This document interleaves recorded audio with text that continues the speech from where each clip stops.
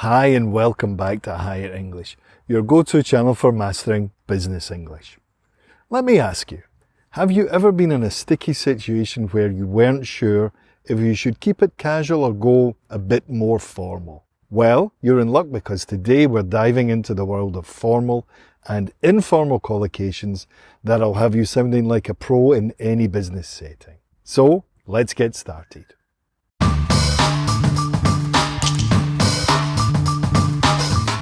First up, we have seek assurances. This is a formal way to ask for confirmation or guarantees. Imagine you're negotiating a deal and need to make sure everything is in order before you proceed. You might say, before we finalize the contract, we need to seek assurances regarding the delivery timeline.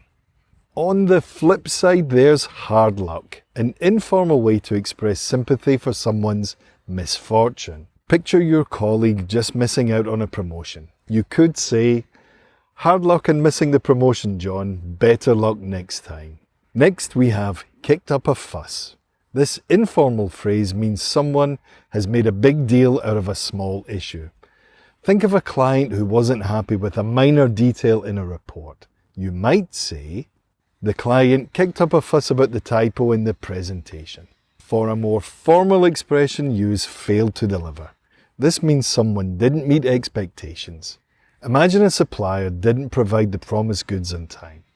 You could say, the supplier failed to deliver the materials by the agreed deadline.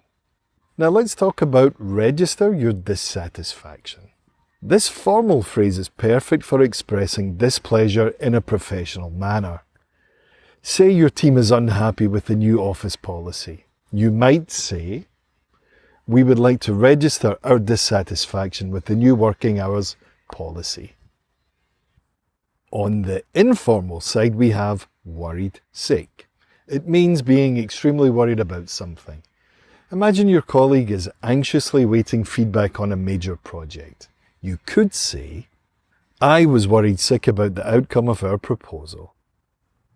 Lastly, we have written confirmation, a formal way to request something in writing. Think of needing an official response from a partner company. You might say, could you please provide written confirmation of the meeting date? And for a friendly follow-up, use drop you a line.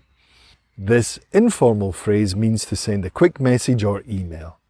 Imagine telling a client you'll keep them updated. You could say, I'll drop you a line once we have more information on the shipment. So there you have it, folks. 8 fantastic formal and informal collocations to give your business English a real boost. Remember, using the right expressions can make all the difference in sounding natural and more professional. If you found this video helpful, don't forget to like, subscribe, and hit the notification bell so you never miss a lesson. Thanks for watching, and I look forward to seeing you in the next one. Bye for now.